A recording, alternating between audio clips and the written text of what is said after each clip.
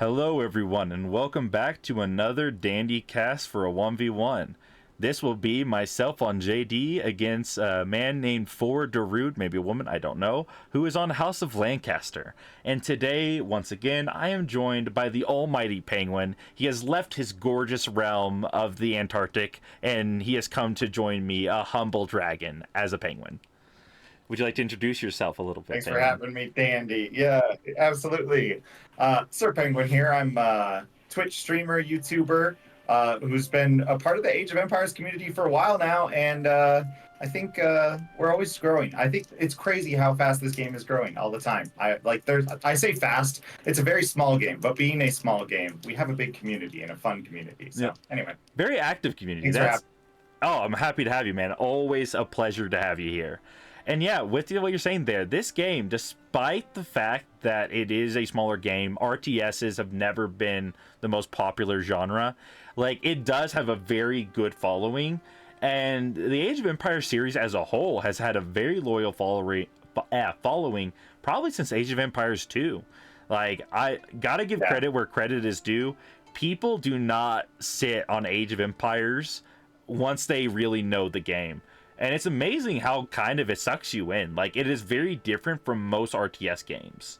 Like, a lot of stuff is very fast-paced, very simplistic. Just put up, like, your energy thing, your, like, resource thing here, thing here, and then everything else is just microing your army. And it's very simplistic. Right. Age of Empires is consistently involved at all stages of the game with all like facets of the game. You always got to be microing your economy in some way, shape, or form to try and keep up with whatever you need to do. But with that said, are you ready to get started?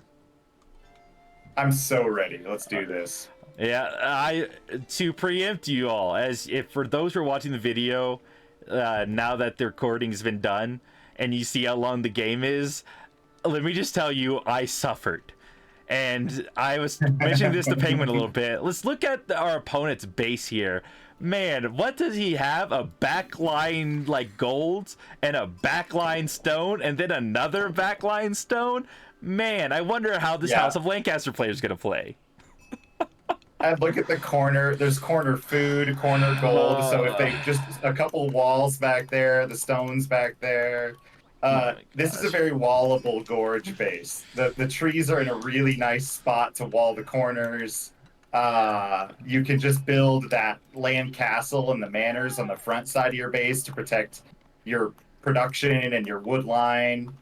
No, this is pretty dirty. I feel you. I feel you. The stone is on the wood line. I'm guessing that's where the land castle's going. Yes, we'll about there. I will say, luckily, a few things went in my favor this game, and one of them being I at least know how to lay out a base a little bit better than my opponent, but not by much apparently. Because this was a back and forth game if I've ever had one. Like, I genuinely thought I was gonna lose this game like 4 times, even though, like, you'll see, like, randomly I'm ahead in so many different ways, but it just was never enough. This game really dragged the effort out of me. And we do see the double scout once again. The dandy special is paying some dividends. My opponent went to the other side of the map and oh looky, only got 2 more sheep over there because I done already gathered 5 on that flank. So this is another one of those maps where 2 scout is really powerful. I love playing Roos on this map for that reason, because your second scout doesn't even interrupt your villager production. It's amazing. So good. Oh, I got the land castle backwards, by the way. It's on the top side, not the bottom, but close enough. Yeah, it went for between the gold and the wood. Because here's the thing: if he wants to, he could put a wall there from the wood to the stone, then the stone to the edge of the map, and then put like 2 to 3 manors along the back line of the wall. And now suddenly he just has an impenetrable, like, knights no raid here position. Puts 1 tower on the gold. Can't raid him. Raiding's done for the rest of the game. I do have to say, Dandy, as good as their spawn is, and you've drawn my attention away from something very important, which is your spawn on the left side. Look at that wood line stopping the opponent from getting to your big gold and your small gold on that left side. This is also true. secures a relic. one little wall, and they have to push through your base. Now, I get it. I get it. Their base is frustrating, but you do have some nice mid to late game transitions here with your wood lines. No, this is true. Here's the problem. When have you ever seen me be defensive? Like, do defensive and dandy go together? We got to build some dandy walls. I don't know. Maybe. Dandy walls are like an FFA special. For those who know me from the Turin community, I love FFAs, and when I build FFAs, I love corners, and with said corners, I build Guildhall, and then I build Red Palace, and then I just put up like 40 keeps and like 10 bombard towers and 80 layers of walls. Obviously, I'm being facetious here, but I make an impenetrable little corner. So I love to wall, not in 1v1s though. In 1v1s, I'm about aggression, and this Lancaster castle is already making me mad. It's right where I want to be, gosh darn it. Yeah, it is. The wood line is right there. The manors are there. The only way to get to the wood line is through this right side. And even then, kind of a lucky spawn for Darude in terms of how close they are to the wood line. Like, I feel like that's like an extra tile or two next to that wood line. So it's going to be a while before you can do any damage here. Yeah. No, like if I'm going to hit him, we're going to need some precision. I'm coming in with a scalpel's blade to try to hit this guy. Yeah. Another manor. Oh my gosh. This guy's got to build down. He's ready to drop manors as fast as possible. I hate it. I hate it so much. That sub 5 minute 3 manor is pretty impressive, I gotta say. Like I've played a little bit of Lancaster here in the new season. I'm like, yes, I got my guys in before the 5:30 mark. And here, this is pretty tight. The 2 coming down already. Yep. Not quite enough stone yet for that last one, but that last one will be coming in pretty soon. He is giving up the earlier 3rd manor to get up a tower, which is a saving grace for me for him to not have those resources yet. But that means his stone is now unraidable.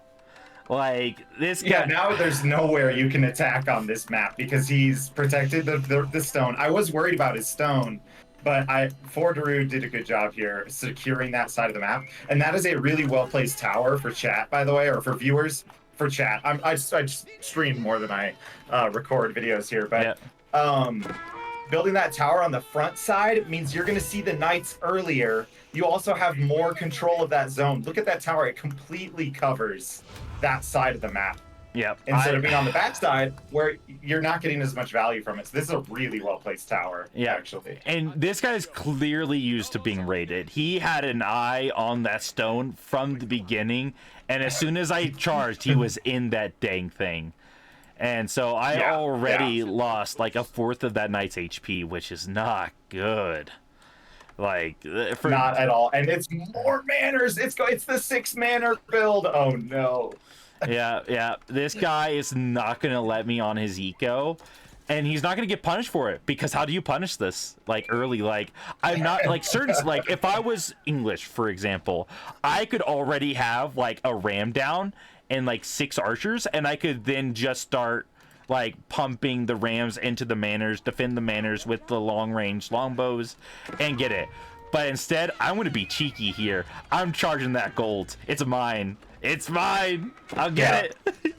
And we get a bill. I think that's the best thing you can do there. I was just thinking about that. I was like, so the only thing you have going for you as the attacker here against the Lane Castle is people need to remember, always remember, the Lane Castle is not a garrison tower. You cannot garrison the Lane Castle. So if you can idle villagers around it, they have to run all the way home. Yeah. Because the manors do a fair chunk of damage, but they're not doing a ton of damage to a knight. They're doing maybe 2, I think. I think 3. Yeah, they're doing 3. They're doing I'm decent. doing the math wrong. Yeah, they're doing decent damage. They're doing decent damage, but the vills aren't safe. That's the key. The vills are still raidable. Yeah. Like where the tower on the stone, they can garrison, and now suddenly I just can't touch them. But those vills I can. And honestly, I am willing to trade 1 knight for 2 vills, and that's what we did there. That's a good trade for me. But my opponent, each one of these banners, for those who don't know, is the equivalent to 2.5 vills. So with 6 of these dang things, that is the equivalent of 18 vills. That puts him at 43 villager eco once that last banner goes up. That isn't good for me. Yeah. One thing I will say here, I think Darude could have afforded a tower on that gold, and you would have not been able to do anything. Yep. Because looking at their wood and just looking at their control on the raids, a tower on that gold would have made a world of difference in terms of this early game here. Even just a wall, like if you put a wall on across from the stone to the wood. That wood line. Yeah. Yeah, I mentioned it earlier. If he had put the wall there, and then let's say he put another wall that kind of led from the in front of the Lancaster Castle down towards the TC, and just put 2 of those banners up along the wall. Now suddenly I can't raid anything. I wouldn't have these 4 villager kills that I have if he was just a little bit safer with his economy. Luckily, right. I saw the frustration building in my soul. I felt it, so I built markets. I'm like, I gotta trade. That's the only way to maintain any level of control. But there we go, Demi Lancers, what everyone's least favorite unit right now. Yeah, the armored horsemen of the Lancaster, basically. It's crazy. This unit comes out and it's just so tanky, and you'll usually outnumber most of your opponents at the 9-minute mark when they come out, right? Like, if you don't outnumber them, you'll outscale them at the very least, just by sheer armor and power of this unit, because it's almost a knight, right? Like, it's almost a knight versus less knights. So it's not a bad trade here for Darude to go for you and going for that trade. Yeah, immediately getting rid of my advantage that I was starting to build. But luckily, Demi Lancers lose to knights in even a 2v1. So his 7 Demi Lancers will lose to my 4 knights, which is good for me, obviously. I think that's important to remember. Demi Lancers do not do that much damage. So if you're fighting against Demi Lancers, if you have a tanky unit like a knight or even a men-at-arms or something weird like that, they'll actually handle themselves quite well against these Demi Lancer units because of their melee armor. Yeah. And funnily enough, even a spear, I think 1 spear can beat 1 Demi Lancer. Or at least is a very close fight. These units are they're not a knight. Do not think of them as a knight. Think of them as just 2 horsemen in 1. That's the way I view them. Yeah. That's a good way to do it. I think you need something like that. They're so tanky, but their damage is so low. It's the same damage as a horseman, I'm pretty sure. Yeah. And they're once again staying on my trade, but they're risking a lot of spears to get, in the end, what end up being just 1 trader. And I'm going to be able to just clear off all his army with JD and 2 knights. And after that, I'll just get rid of these Demi Lancers, which is a lot of XP for JD. Even just 1 of those is 24. Yeah. I love that. That is beautiful for me. But that allowed him to get his farm economy online, and now we see the true strength of the House of Lancaster. If you can't maintain pressure on them, look at that eco. He's outscaling me on literally every resource. Oh, that's bad. Castle Age incoming already while sitting on a fairly okay defensive army here. One thing I was going to say, I have to commiserate a little bit with Lancaster here in that 4 spears lose to Jeanne in a night.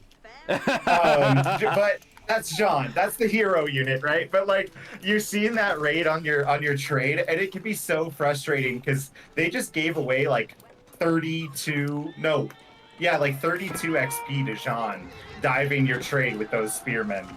Yeah. And I can feel the frustration of the Lancaster player there, trying to get out and do something, and you can't with Jeanne there, murdering your spearmen with that wrath. Yeah, holy wrath. Yeah. Yeah, and luckily I've been able to get a little bit more raids in because this guy just refused to wall that gold mine, which is literally the only thing that kept me in this game. If I didn't get those 6 Vil kills on that gold mine, this game would have already been over. To be fully honest, this was my game or his game to lose. But we can just see he's this going guy joined castle. the Penguin Walls are for chumps. Walls are for chumps. Walls are for chumps when you can just make more manners. And yeah, King's College, like you said, Castle Age coming through. Oh my gosh. Yeah. And I can Holy Wrath him down little by little, but he's just now castle, and there's nothing I can do about that. And if I want to maintain pressure to keep him off my trade and my eco, I have to make knights. That's not an option for me here. Like, if I stop making knights, he's just going to make so many spears I can't do anything about it.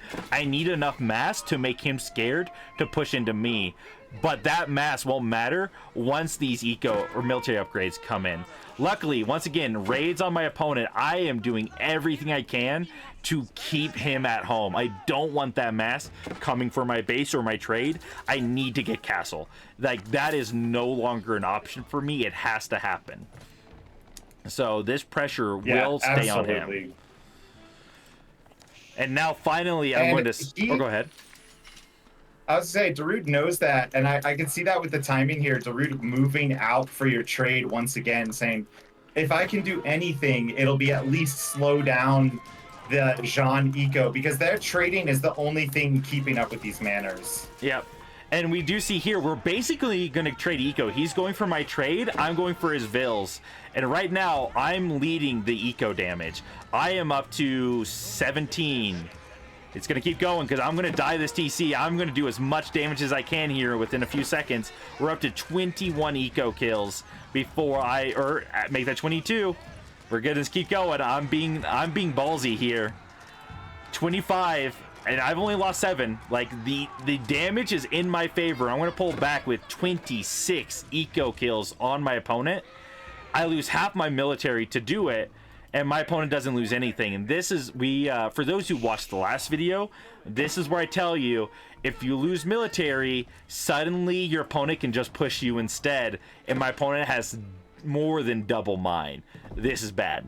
This is really bad. Yeah, look at that spear count. And you get a lot of kills there, but this reminds me of the whole beastie narrative. I'm losing to buildings! Like, your eco is so far ahead, technically. Yeah. But with those manners out and with the army count out, Darude is fine. Like, Darude is in an okay position. Like, yes, that was a lot of losses, and they are not winning this game currently, but between the army count and the manners, they're kind of fine. Yeah, the manners, like I said, that's another, like, 18 fills. He's actually at 42 eco, which is not, like, an unwinnable amount. And this is where I said I did poor base building. I needed my houses closer to my TC so I could punish these spearmen sooner. Because if I had garrisoned my vills and gotten, like, 5 more spearmen kills, like, that's just, you know, cash money for me. And that's like almost 300 wood of houses they're clearing off of you right now. So 300 wood that you have to get back with those houses going down. Which means I'm down wood for production, or like right now, I hate to say it, but I probably need archers. You know me, I love 10-night only. I love to BM my opponent with single unit comps. That is not possible anymore. That concept is out the window. It's on vacation. I'm screwed. Yeah. I mean, speaking to the value of the Billman, right? The Billman tech on those House of Lancaster units, this is a very strong counter to Knight Civs, insofar that if you have enough of these spearmen out, you can debuff the knights, and then you can use your trash to kill knights. You can use your yeomen. Crossbowmen obviously going to be even more effective with that armor reduction. Yeah, the damage here is just going to be crazy out of this Lancaster army with the Billman debuff. Yeah, and that's 37 spears.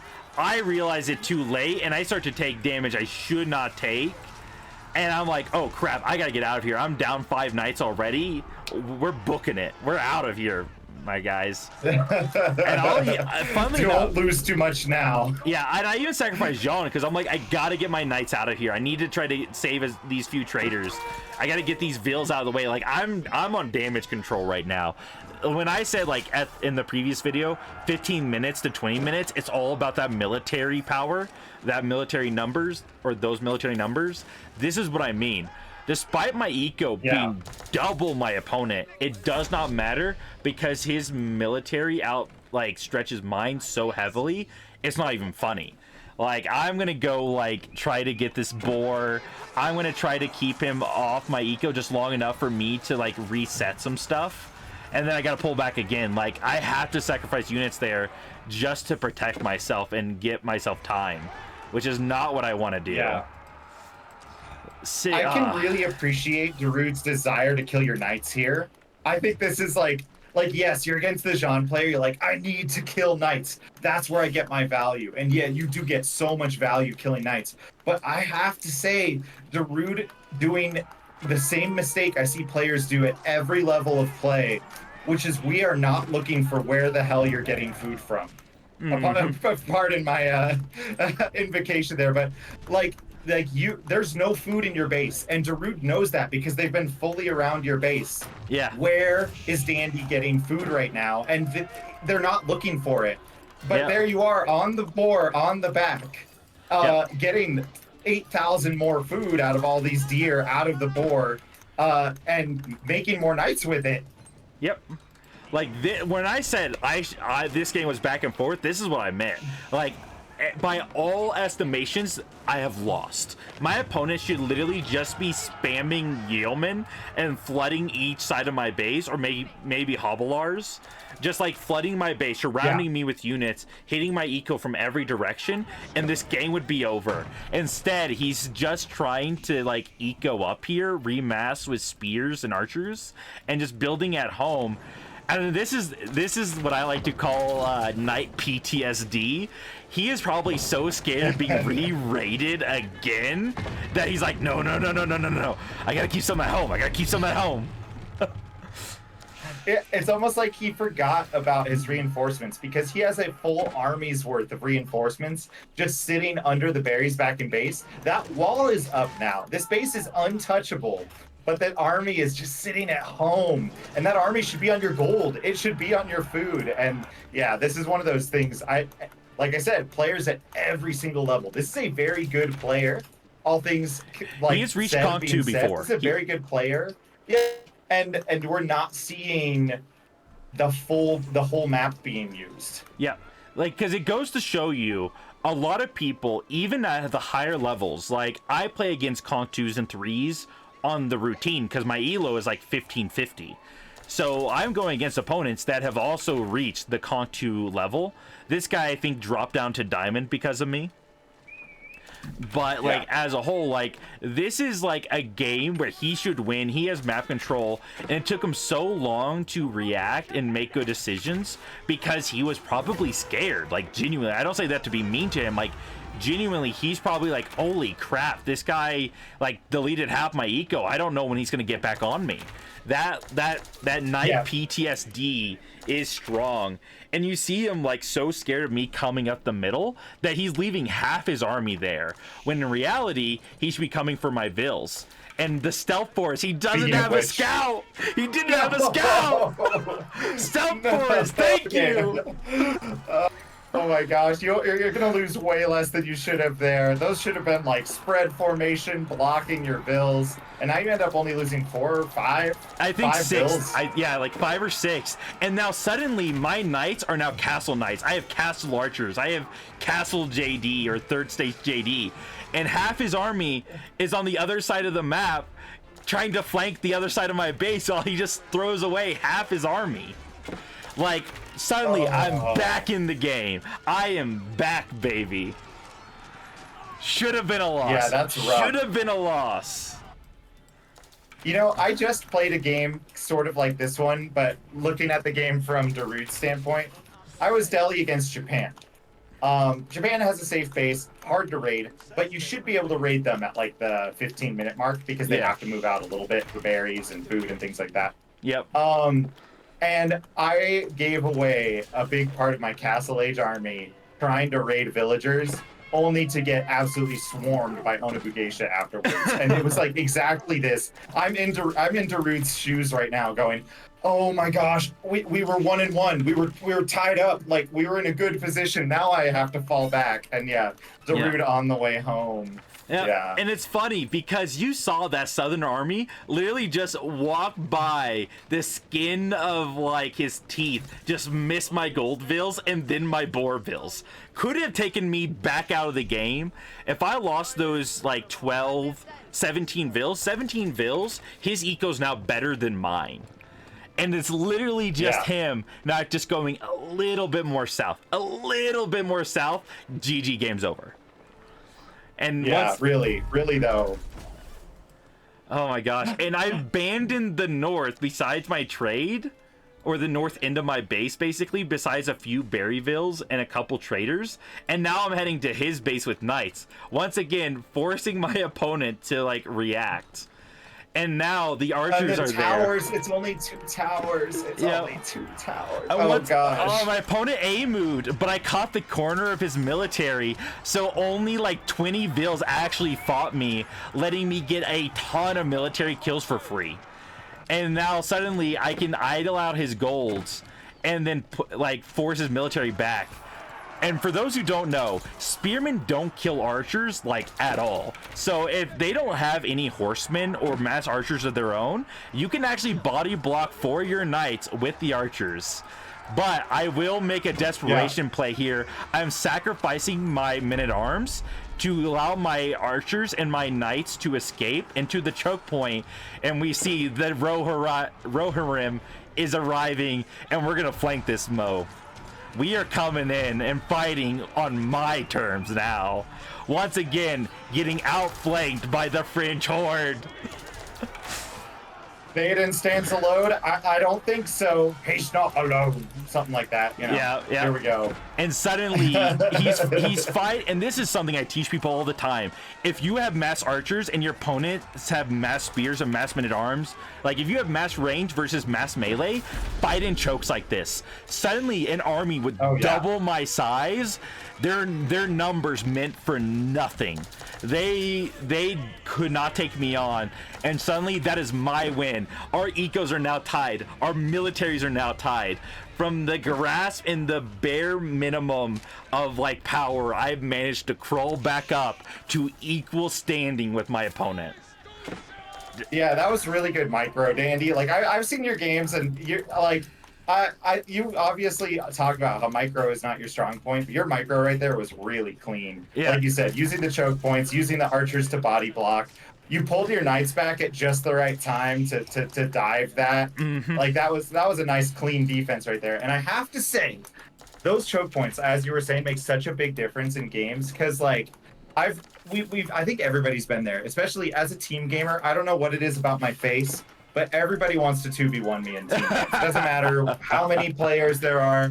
There's something about the Sir Pengwin brand that people don't like. So I get 2v1'd a lot, and a lot of the time I've learned at least at levels like lower than my usual levels, as I'm playing with all sorts of people, I can hold 2 people if I use those choke points. If my army is about 1 to 2 against those 2 armies coming in, I can hold with choke points and archers. Like that's a beautiful thing. That's a beautiful thing. Yeah. No, and it's very much a thing that people make the mistake of, is they're like, oh crap, like I want to beat that army, I number them 2 to 1. They get really greedy, and what ends up happening is that they throw away a lot of units in really poor engagements. Like here's myself doing what my opponent did and taking a poor engagement. Like I should not have taken this fight. I should have run, sacrificed my knights, got all my archers out, something like that, you know. I am going to... and you end up not getting any value there because there's nobody at that gold mine that you were trying to raid too. Yeah. So it's just like one of those unfortunate timings where you want to do damage because you're like, yes, I killed their army. Let's turn this around, do some more damage. But your army isn't up to snuff just yet. Yep. But my opponent, getting greedy himself like I did, pushes too far forward, and we're just going to swap back again. Run. That is the worst thing about playing infantry. If you're Lancaster, if you're Byzantine, if you're I don't know, you name it, and you walk across the map with an infantry army, you better be sure that you're going to be in a good position, because if you're against Jeanne or someone like that, they can chase you the entire way back with their knights. You have to be so careful with the foot army like that. And here they're even getting on my trade, but once again, JD and 2 knights are going to clean up all the raids. Like, gosh, this guy's gotta hate JD right now. He's probably thinking that gosh darn JD is killing all my raiding units, and she's just holy wrathing everything I send out. Can't make counter units. Jeanne on Gorge. Jeanne is so fun on Gorge for this reason, because she can work with, like you have here, a couple of knights as the anti-raid unit. Like, she is the defender of the French. Yep. Truly. In this 100 Years War matchup, by the way, which I forgot to mention earlier. This is a historical matchup we have right here. So, Penguin actually, specialty. Jeanne would be fighting against many lords of the Lancaster. It is her specialty. Yep. Fun fact, my opponent now with his half count or half cost freaking gosh darn like upgrades, he now has 9 manners, 3 relics, and like, oh my gosh. Like, screw me running, man. Like, despite my eco lead, by the way, we're tied on eco damage. We both have 27 eco kills. He has like about 2/3 of my economy, but he actually has equal, if not better. Side note, I did grab 2 of the relics. I didn't let him get all of them for free, and now we're back in the raids, baby. Yeah, 3-2 on the relics. Basically even rating. The only reason on the eco count you're ahead here is your trade and some of these raids, and I assume some TC idle time from Darude as well. Yeah. But yeah, this is quite the matchup. This has been like toe-to-toe the whole time. Yeah. And as much as we joke about big mistakes and stuff in this game, this is what we're talking about with the knife's edge at this level of play and these types of games. Is like, it is so easy to lose the game by making a big mistake. Yeah. Like, you know me, I love to trap my opponent. I love to get them with things they're not expecting. Here's a dandy special. When I say I'm willing to sacrifice Joan, here's another example. I'm going to position my army just outside of the line of sight of the sacred site, knowing his army's just north of it, and he's going to try and go kill Joan. But what's that? Dandy had a trap ready for him. Army was ready. And we're gonna get the surprise hit on him. Baited. Oh gosh, it was a beautiful thing here. We managed to clean up all his knights immediately. His spears are now going down, and we're targeting out the crossbows with the archers because they're gonna kill those pretty quickly. And we're actually going to wipe the floor with his entire army once again. We are I have once to say again one back. thing I really think Darude should have done here, because you're mostly on knights and archers. A few artillery now to sort of balance that out and get some anti-armor damage. But why isn't Darude using this insane eco to make the armor-piercing knights? They have the +6 versus heavy from that King's College. I think you can really credit some of the losses here to the army comp. Yes, crossbows kill knights, and they're pretty good for the value because they're cheaper than a knight, right? Like, but they're slow.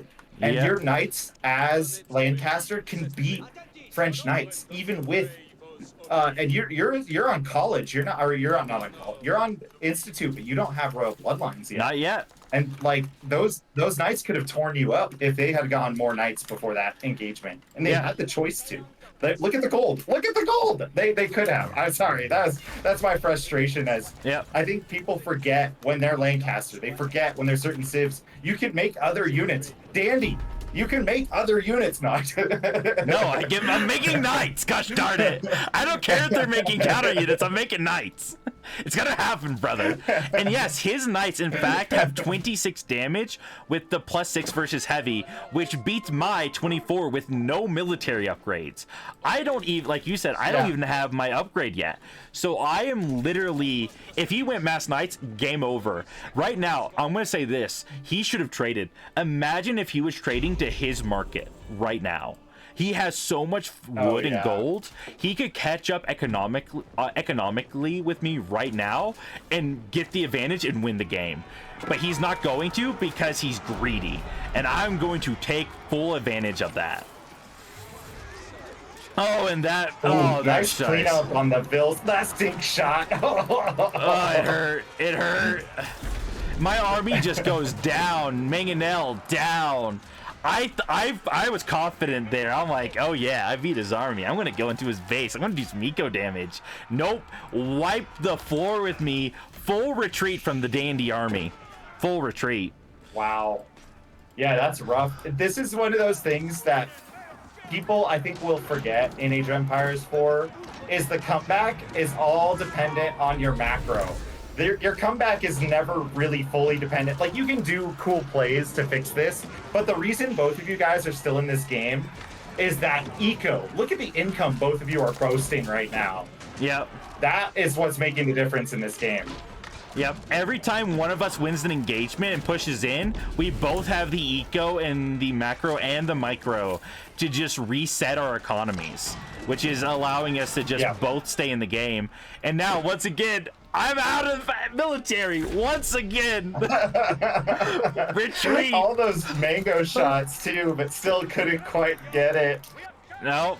And now suddenly I'm just gonna go hide in my TC like a scaredy cat. And I just gotta sacrifice all these traders because I can't micro everything at once. And now suddenly, well, he's equalizing the eco damage. And this is once again where he had the advantage. He could have pushed my eco and gone around. Like, imagine if that army went south right now. Imagine the damage. Call me crazy, Imperial Age. Yeah. We're at the 34-minute mark. He has more army than you, has the eco to go imp, but is still just pumping out units. Although, just stop there. Maybe we are going to see an Imperial Age. Nope, there comes the Knights. Never mind. I take it back. Knights and Spears on the way. He really wants me dead, but this is where I know players like this don't play civs like French. Because if this guy was a French player, if he was a knight player, if he was not just a let's boom and make a mass military, he would have known to go look at my wood lines in the south. Look at how exposed my economy is. There's not a wall to my name. They just don't exist. And you can go imp while raiding. Imagine the damage. Imagine the damage. Yeah. You raid all this on the bottom side. You don't have to make a ton of units because you're doing villager damage. Mm-hmm. You hit imp. You get your upgrades because you're on 4,000 gold. Imagine all the traders. Imagine if he pulled off of golds, put all his vills on wood and food, and then have like 5 markets up pumping mass trade. Also, side note, real quick, look at the JD constant crates. It even works on my mangonels. Once you have the upgrade, that discounts all resources, not just food. So now I have 2/3 cost mangonels. I'm a mass of mangonels. And that's a great counter to what you're facing here. We see some mangonels for all these crossbows and archers, and now we're looking for some raids. This is nice. But here's the thing. I can talk forever about, oh, why didn't you go imp? Why didn't you do this or that? And let me just get in the shoes of somebody at a game like this.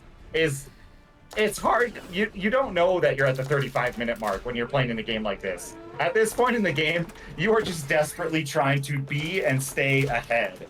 And it's hard to tell sometimes that you have this advantage. While they have pushed you under their TC, they don't necessarily know how far ahead they were there. Yeah. So I want to give credit to the player for playing it smart and playing it safe. But, man, I really wanted to see an Imperial Age there. Yeah. And we do see, like, once again, I lose eco. Now he has more eco kills than I do. I'm doubling down on trade, my man. We're putting down another 4 markets. We are. Oh my gosh, we're not done what here. A grind. Like I said, this was. Oh, it was pure suffering. Now I knew his army was somewhere in the north. I didn't know where, so I'm going to sacrifice 2 horsemen to kind of go force his hand or to see where he was. And now suddenly, once again, we have tier 4 JD using Valor's inspiration to get the attack speed on my mangonels, by the way. So now my mangonels are attacking 35% faster, along with all my other units. I had the heal. I didn't use my Holy Wrath here like I should have. And now we're back to where we started, guys. Back to the beginning. We're tied up. Nothing quite like being a Lancaster-style civ and seeing 5 mangonels when you roll up and going, oh, I didn't really plan for that. I didn't really think about that. Yeah, I made mass spearmen and archers. Crap. Yeah, wait a second. Wait a second. Spring ults don't counter mangonels anymore. What do I do now? Yeah, and I now... think this is where you go into Earl's card switch, by the way. I think that's the answer. Yeah, there's a lot of crossbows. Yeah, there's stuff like that. But if you can swarm with Earl's Guard or swarm with some sort of man-at-arms unit, I think you're kind of looking at an easier micro sketch against those mangoes. And side note, I didn't call it out and I didn't mention it, but I actually sneaked 3 horsemen onto his economy and almost equalized the eco damage again. Brutal. Yeah. You know this guy's mad. You know this guy's mad. He's just sitting there like, this guy won't give up. I have killed his army so many times. I have killed his trade so many times. This JD player will not stop. Yeah. And you have to say, it's kind of crazy that they have that mentality when they have half the eco count you do. Yeah. And that's, again, like, the credit to them. It's crazy how powerful manners and 3 relics can be. Like I'm not even a Mulder about it. I don't like hate playing against Lancaster like a lot of people do. Mm-hmm. But I can understand the frustration when you're going up against the Civ that you have raided to nothing. Like you have hit them so many times that it comes back once again to the Beastie song. I'm losing to buildings. Yeah. Side note, he's gone imp. And he has more military than me still, but his eco through this whole game has been half of mine. It makes me so mad. It shouldn't be this way. But now we have tier 4 Jeanne, so now we have a cannon in castle. So gone away are the days of hiding behind his manners. But look at these. Look at that focus shot. There goes a fourth of my army. Just dead. Just lost a fourth of my army for nothing. Hate that ability. Again, my one thought on Sync Shot, I think the damage is fine because it's scaled based on how many yeomen you have. Mm-hmm. I think the problem is how fast it is. They slowed it down a little bit, which was good, but there's like a point where I think we need more of a warning to be able to micro against it, because I've seen even the pros can't dodge it. Yeah. And I feel like being able to dodge it would make it the micro gameplay a little more interesting for both players. Yeah, no, it wouldn't just be like, oh, I just win this fight now, like a sort of ability. Yeah, exactly. And here we are once again fighting, and the mangonels go in, taking out half his front line of spears in one edge, and now he's got to pull his mass yeoman back, which is all his DPS, and he just starts bleeding ranged units. Which, to be fair though, I'm bleeding mangonels. So, neither one of us are where we want to be. And we keep Jeanne alive with like 5 HP, it looks like. And pull her back with the Divine Restoration. And we are going to survive. Oh my god. I was going to say, I like this fight better for you, but that was so close. I think a little bit of micro from some of those yeomen against the mangoes. And maybe, like, again, the army comp. I would have liked to see more Earl's Guard here or something for Darude. And that fight could have easily gone the other way. Yeah, and once again, we have finally reestablished our eco advantage in terms of eco damage dealt, with me with 53 eco kills and him at 49. I still haven't gone imp, and I'm just trying to kill as many manners as I can while I still can. Because that's his eco. Those 6 manners are like a fourth of his economy and all of his housing. If we can kill that, we're not out of this game. Despite his castle. Oh, another big mango hit though. Oh, and the focus shot, but it wasn't enough to kill a unit, which means that my crossbows are still in this, killing those. And oh god, it's so back and forth. This whole fight is, like I said, razor's edge. Like you said, razor's edge. These games, tier 3 Jeanne or tier 4 Jeanne is putting in so much work here too, by the way. Like the fact that you're fighting this in Castle Age, you're now fighting against Imperial units. Like, you need that Imperial really badly, but Jeanne has been keeping you in a position that you can actually fight this. Yeah, and look at the upgrades. He has almost all his military upgrades, and I don't have a single one. Like, I am holding on with the best decision making and like strategy I can. And we actually win the fight. We secured map control after that fight. He retreats. He retreated first, which means I won. It was my victory. We wiped out. Guys, I just want to take a moment. Dandy built walls. Dandy built walls. I know this happened like 20 minutes ago. I built a wall. Now that we have a dead moment, like a little quiet moment here for once, there's a wall on the north side. And we've seen it. It happened. Do you want to know what that wall was for? What the purpose of that wall was? I sent 3 horsemen up to that gold, and I didn't want him to be able to retreat. I'm like, you will get raided if you're in the north. That was an aggressive wall. It's like not that wall is not defending anything anymore. It's just kind of up there. It does cut off that side of the map, but you could just kind of slip past if you wanted to. I'm just like, if he's up there, like, let's say he's got like 30 vills up there and he pulls his yeoman to go defend it. I don't want anything to escape. I want it to die. I'm tired of his yeoman running away. Was this stable a misclick, or are you building a forward base? I was building a forward base, and then I realized I had no wood. I was wondering. I was like, why is there like? I saw you building one stable, and I'm like, I don't think you can raid very effectively from there. What? It's pretty obvious where it's at. What? Do you not respect my forward single stable? My single stable that will ultimately win me the game?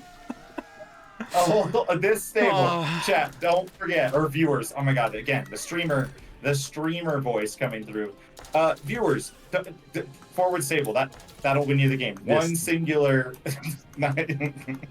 Yes, this alone will be the victory. Also, I'm so mad. This guy is out of gold. He has no gold access at all anymore, and he still hasn't come to his last gold node. I've been looking at it repeatedly.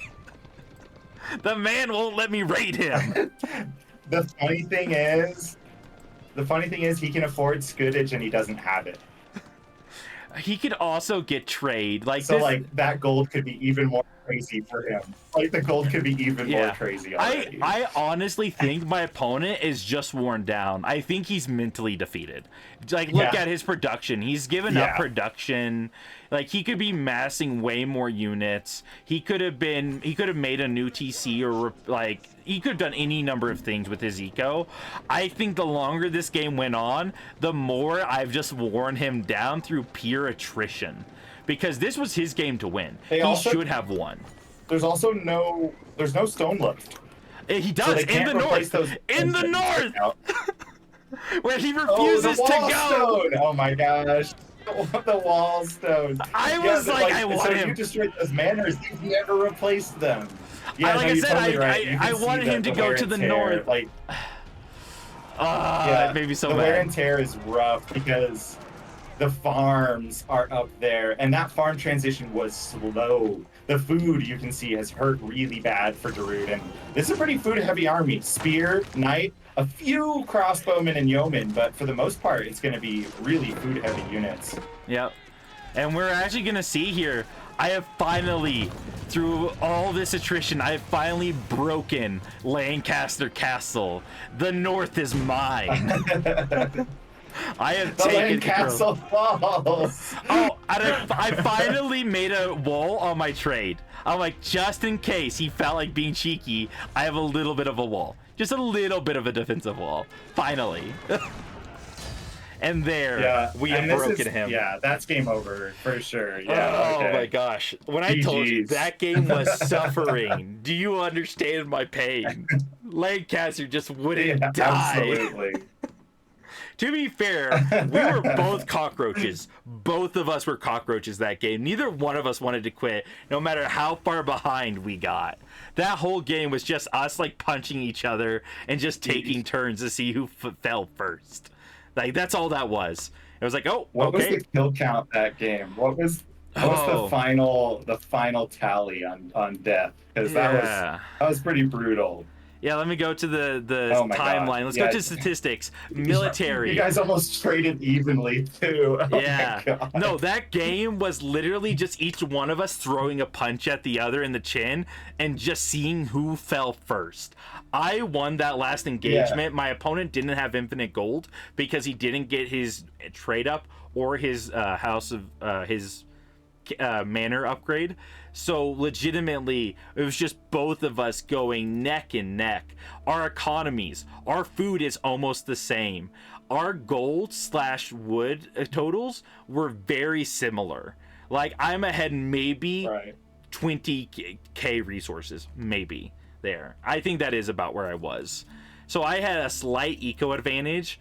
And we can look, he had more relics, I had more villagers, but I also had traders, but he killed all my traders repeatedly. Like, total score was literally almost dead even. I had 70 more points than him, even after I beat him. Even after I destroyed half his base, only 70 more points than him.